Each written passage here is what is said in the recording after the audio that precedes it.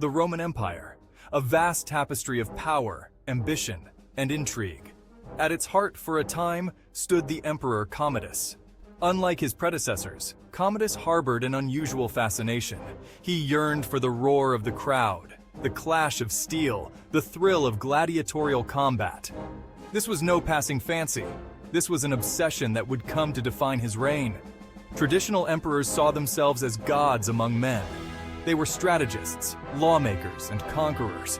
Commodus, however, saw himself reflected in the gleaming eyes of the gladiators. He craved their adulation, their fear, their respect. He trained relentlessly, honing his skills with the sword and spear. He even entered the arena himself, much to the horror of the Roman elite. Commodus believed his gladiatorial prowess proved his strength and a godlike power. He saw himself as Hercules reborn. He demanded to be celebrated as a living god. However, his actions alienated the Senate and the Praetorian Guard, who saw his behavior as a betrayal of his imperial duties. His obsession with the arena, they believed, distracted him from matters of state and threatened the stability of the empire. Commodus's reign was a stark departure from the norm. His fascination with the gladiatorial games was more than a personal quirk. It was a symptom of his deep-seated need for validation and his detachment from the realities of power. His actions ultimately set in motion a chain of events that would lead to his downfall. The emperor who yearned to be a gladiator would ultimately meet his end not in the glorious arena, but in the shadows of a palace conspiracy. The whispers began in the darkened corridors of the palace. Conspirators, fueled by fear and resentment, plotted against Commodus. They saw his erratic behavior and his obsession with the arena as a threat to the empire. The emperor's paranoia grew, fueling his descent into tyranny. He became increasingly isolated, surrounded only by sycophants who fed his delusions of grandeur. In 192 AD, the plot came to a head. Commodus, weakened by his excesses and oblivious to the danger he was in, was assassinated by Narcissus, a wrestler who was once a close confidant. The emperor's death sent shockwaves through the Roman world. It marked the end of the Nerva-Antonine dynasty, a period of relative peace and prosperity that had lasted for nearly a century. The reign and assassination of Commodus serve as a cautionary tale about the perils of unchecked power and the corrupting influence of hubris.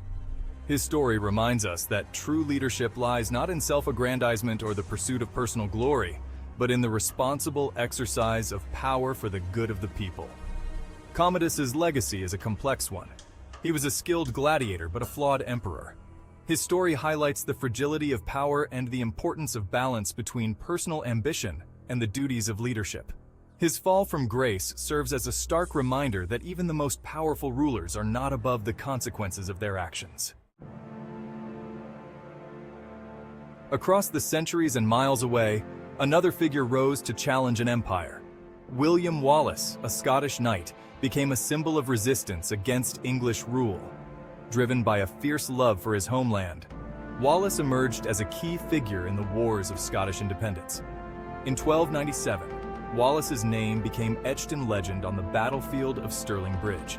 The English army, larger and better equipped, vastly underestimated the Scottish forces. Wallace, a brilliant tactician, used the terrain to his advantage, luring the English into a deadly trap.